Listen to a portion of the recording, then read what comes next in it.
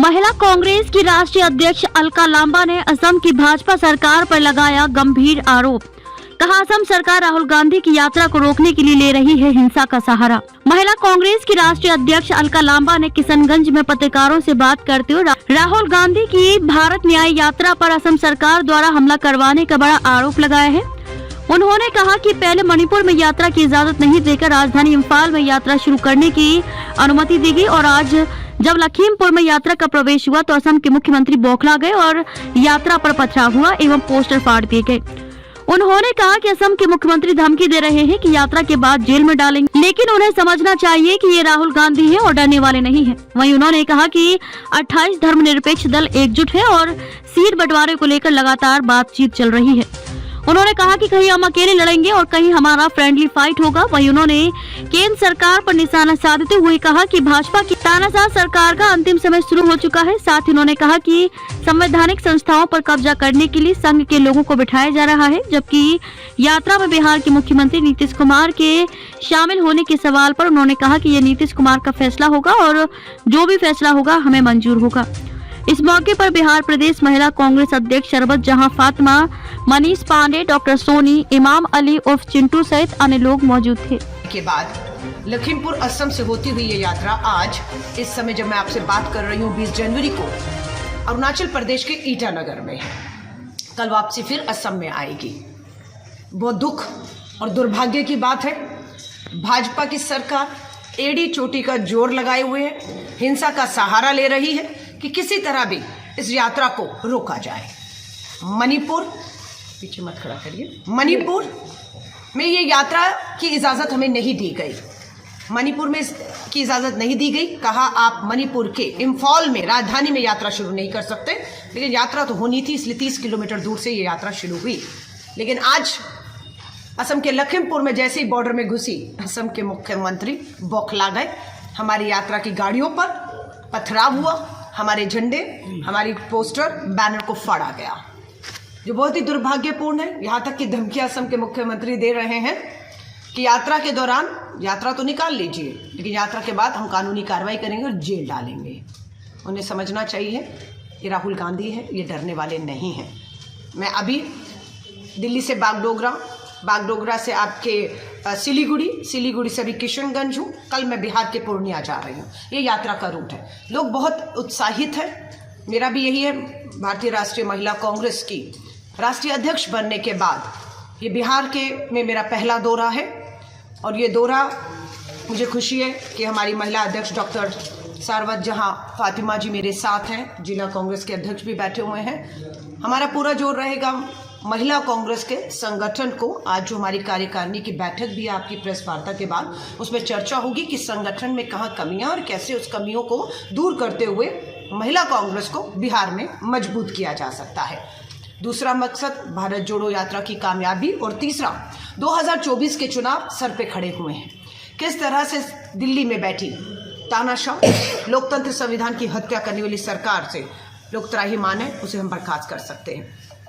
मैं सिर्फ यही कहना चाहती हूँ कि बिहार के लोग इस यात्रा का इंतज़ार कर रहे हैं। जब पूर्व व पश्चिम में भाजपा अपना बिहार को जोड़ा गया तो बिहार में ये यात्रा बंगाल से प्रवेश करेगी। 425 किलोमीटर ये यात्रा चलेगी और पूरे 4 दिन ये यात्रा बिहार में रहेगी और इसमें 7 जिले कवर किए जाएंगे।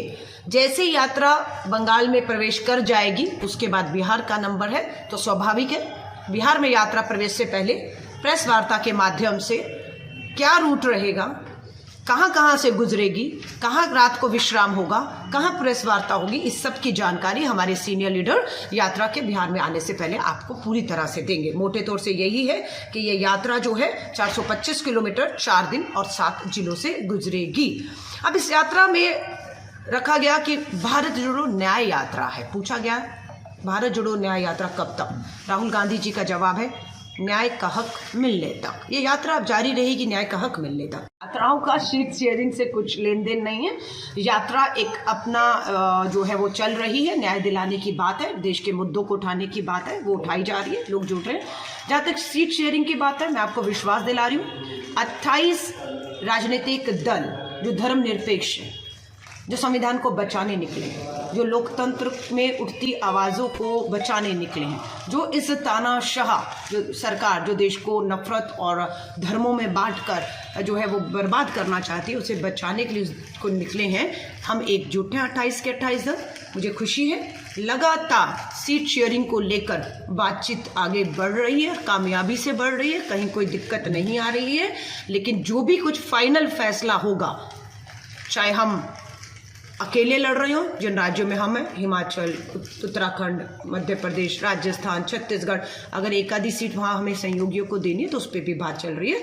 और जहाँ पर हमारे तमिलनाडु में जैसे हमारी सरकार है, तमिलनाडु के हमारे मुख्यमंत्री जो है वहाँ पर उनसे बातचीत हो रही है, तो स्वाभाविक है तमिलनाडु में वो है, केरला में लेफ्ट है, बंगाल में टीएमसी है, तो उन सब से बातचीत चल रही है। और कहीं पर हमारा रहेगा, हम अपने दम पर लगेंगे, कहीं हमारा एक फ्रेंडली फाइट भी होगा, हमारा एक फ्रेंडली फाइट भी होगा। जो कुछ भी होगा जब फाइनल होगा, बिहार को भी लेकर हमारे पत्रकार साथियों में आधिकारिक रूप से, सामूहिक रूप से आएगा। पर पूरे इंडिया अलायंस के सभी शीर्ष नेताओं की कोशिश है कि हम एक साथ रहें, एक साथ लड़ें, एक साथ जनसभाएं करें और एक साथ संदेश जाएगा। और मुझे पूरा भरोसा है भाजपा की तानाशाह सरकार का अंतिम समय शुरू हो चुका है और इंडिया अलायंस की जो हमारी सरकार है पूर्ण बहुमत के साथ 5 साल स्थिर सरकार आने वाली है। मैडम, आपने चुनाव, मैंने वही कहा, संवैधानिक संस्थाओं पर संघ आरएसएस के लोगों को जो है या उसकी विचारधारा के लोगों को जो लोकतंत्र में विश्वास नहीं करते, हत्या के लिए बिठाया जा रहा है। चुनाव आयोग की नियुक्ति कैसे होने जा रही है, सुप्रीम कोर्ट के फैसले को पलटकर, उस पर कौन बैठेगा या वो तय कर रहे हैं, वो क्या बैठकर करेगा ये वो तय कर रहे हैं। हमने तो ईवीएम पे भी कुछ सवाल है लोकतंत्र में उठे हैं कि हमने आपको वोट दिया, हमें ईवीएम पर लोकतंत्र में कह रहे हैं, हमें शक है कि हमारा वोट तो हमने दिया वहां चला गया। ये लोकतंत्र में लोगों के सवाल हैं जिसको लेकर हम सब चुनाव आयोग से मिलना चाहते हैं, वो समय ही नहीं दे रहा है। और जहां तक अदालतों की बात है, आपको पता ही है कि अदालतों में मामले 1-2 दिन में फैसले नहीं होते हैं, तारीख पे तारीख मिलती है और चुनाव निकल जाते हैं, 5 साल निकल जाते हैं। इसीलिए इस लोकतंत्र को, संवैधानिक संस्थाओं को, संवैधानिक पदों को बचाने की ये लड़ाई है। बिहार में नीतीश जी आपके साथ जुड़ेंगे यात्रा में? नहीं, ये नीतीश जी का फैसला होगा। जो भी फैसला होगा नीतीश जी का, मुख्यमंत्री है, सम्मानित है, हमें मंजूर होगा। लेकिन भारतीय राष्ट्रीय कांग्रेस की तरफ से राहुल गांधी जी और बिल्कुल हमने हर अपने एलाइंस को, जिन राज्यों में बंगाल हो, बिहार हो, तमिलनाडु जब गुजरी थी, जब दक्षिण से कन्याकुमारी से कश्मीर तक चली थी, तो दक्षिण भारत तमिलनाडु के मुख्यमंत्री यात्रा की शुरुआत में शामिल हुए, स्वागत किया। चले जब कश्मीर पहुंची तो पीडीपी की नेता मुफ्ती हमारी महबूबा मुफ्ती जी और फारूक अब्दुल्ला जी, उमर अब्दुल्ला जी चले। यहाँ पर भी हमारी तरफ से दिल खोल कर उन्हें आमंत्रण है कि यात्रा आए, यात्रा के साथ वो शामिल हों, एक दूसरे को हम ताकत देते हुए हम आगे बढ़ेंगे। स्वागत है हम सभी का। 22 जनवरी